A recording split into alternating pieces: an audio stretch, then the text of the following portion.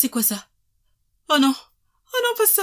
Non, non, non! Comment savoir si tu as des poux? Étape numéro 1. Observer. Regarde la tête de ton enfant. Regarde si tu te grattes comme ça, c'est qu'il y a un truc qui va pas. Et ouais. Alors, va falloir que tu vérifies aussi tout le contour de la tête et des oreilles pour voir s'il y a des griffures. C'est un signe, ça aussi, que la bête est là. Étape 2, toucher. Tu vas venir palper, mettre les doigts dans tes cheveux pour voir si tu trouves quelque chose. Et oui, c'est un travail très difficile, très long, mais qui est essentiel. Je te montre en détail les techniques. Tu vas venir rouler les doigts au niveau des racines des cheveux. S'il y a des lentes, tu vas les sentir parce qu'elles sont très dures. Et si tu vois quelque chose de suspect, tu touches et tu gratouilles. Et si ça bouge, c'est pas bon signe. Pas bon signe du tout. Tu vas chercher, tu vas fouiller à gauche, à droite, devant la tête, sur les côtés, oui, au-dessus des oreilles. Ces petites sales bêtes, ces vermines aiment bien se rester là. Étape numéro 3, bouger. Si tu n'as toujours rien vu, tu vas utiliser une petite lotion super simple à faire, de l'eau et du vinaigre. Moi, j'ai rajouté mes petits trucs, mais là-bas, c'est de l'eau et du vinaigre. Beaucoup plus d'eau, beaucoup d'eau et quelques gouttes de vinaigre suffisent. Et donc, tu vas venir mettre tout ça sur toute la chevelure, de vinaigre et d'eau sur les cheveux. Et ça va venir gêner les poux. Ça pue. Et oui. Et oui. Eh bien, on fait avec, c'est naturel et c'est très efficace. Tu peux t'aider d'un peigne aussi pour faire des raies et pouvoir rechercher les petites vermines si t'as pas envie de les toucher avec tes doigts, ce que je peux comprendre parce que c'est bien dégueu.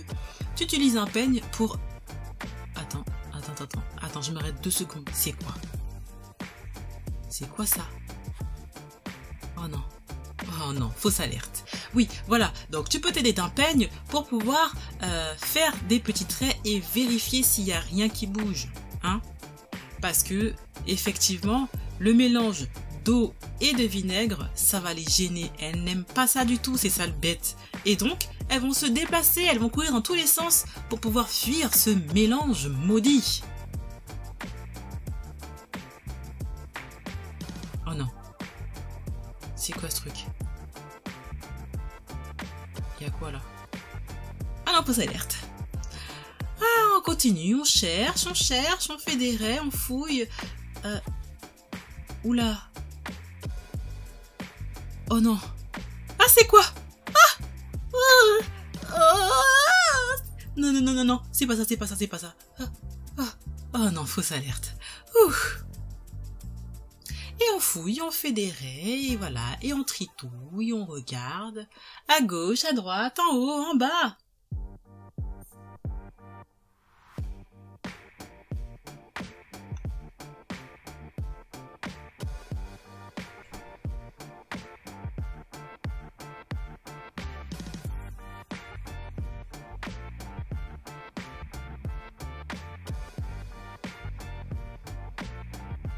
Derrière les oreilles, surtout, il n'y a rien.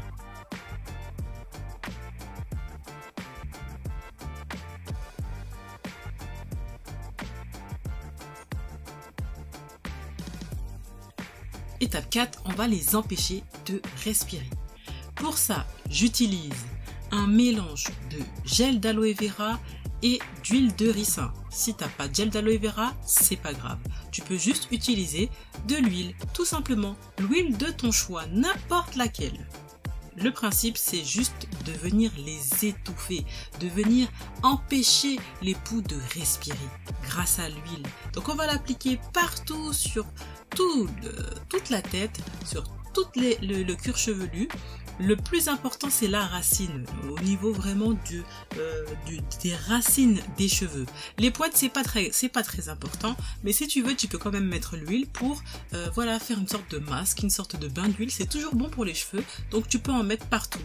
Mais vraiment, la zone la plus importante, c'est celle qui est proche de la tête, proche du cuir chevelu, de la racine du cheveu.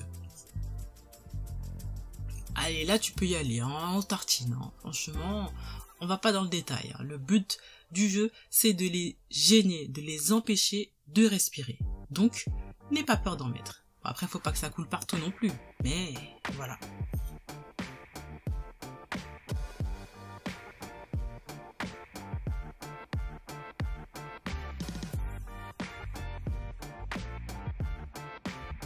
Tu peux profiter de cette étape pour pouvoir bien palper le fond des cheveux, bien toucher, hein. Si tu sens vraiment, s'il y a des lentes, tu vas les sentir forcément, tu vas sentir des petits grains sous tes doigts et tu peux vraiment, voilà, insister au niveau pour faire un massage du cuir chevelu, pour masser vraiment le crâne et pour justement sentir s'il y a des choses, des petites choses qui bougent ou des petites choses dures, tu vois.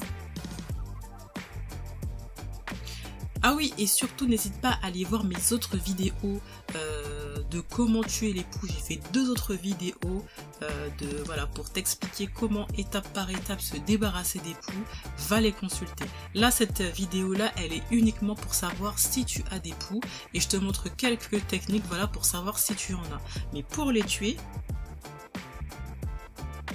je t'invite à aller regarder mes 2 autres vidéos. Et surtout, n'oublie pas de liker.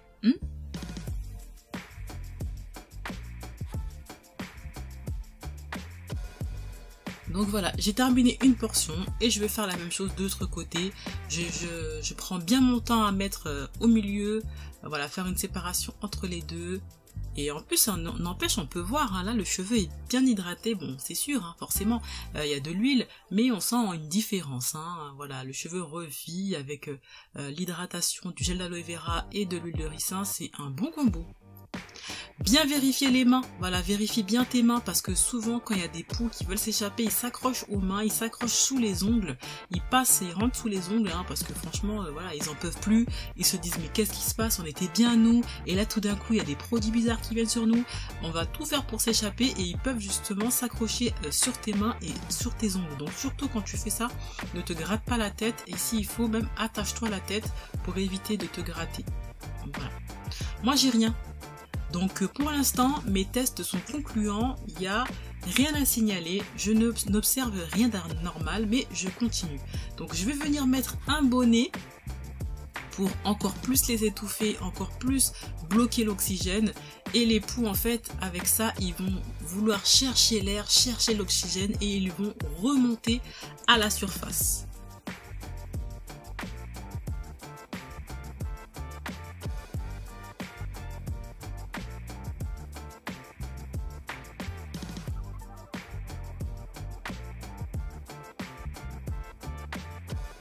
Donc 30 minutes de pause, minimum 30 minutes et après les 30 minutes, ce qu'on va faire, hop, on enlève le bonnet et on vérifie ce qui se passe. Là, c'est juste vraiment de l'observation totale.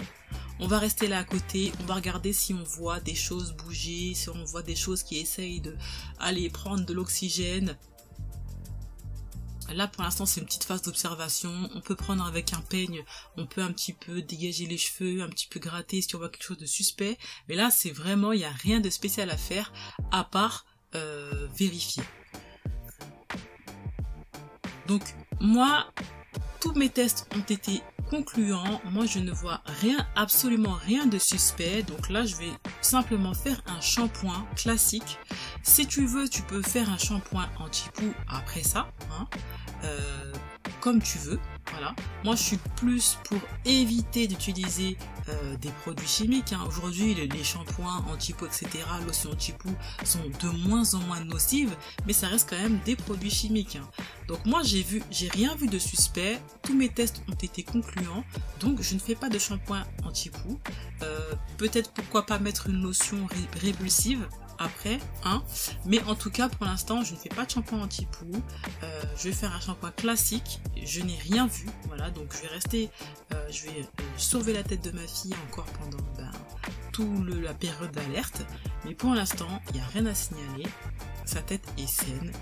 Merci d'avoir visionné la vidéo jusqu'au bout, n'oublie pas de liker, abonne-toi si c'est pas déjà fait et clique sur la cloche pour rester connecté. À bientôt!